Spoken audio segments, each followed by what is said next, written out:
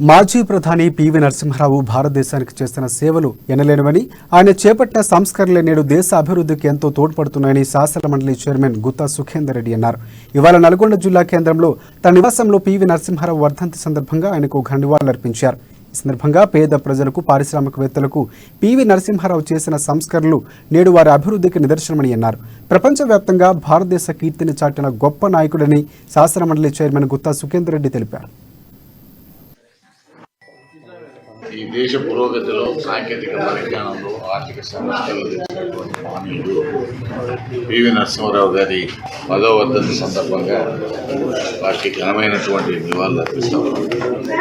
ప్రపంచంలోనే భారతదేశానికి ఒక మార్గదర్శకంగా వారి ప్రధానమంత్రి పాలనలో వారు ఆ ఉమ్మడి ఆంధ్రప్రదేశ్ రాష్ట్రానికి ముఖ్యమంత్రిగా ఉన్నటువంటి సందర్భంలో భూ సంస్కరణలు తెచ్చినటువంటి విధానంగా పేదవాడికి, పారిశ్రామికవేత్తలకు, ప్రతి ఒక్కరికి కూడా వారు అవలంబించినటువంటి విధానాలు చాలా దోహదపడ్డాయి.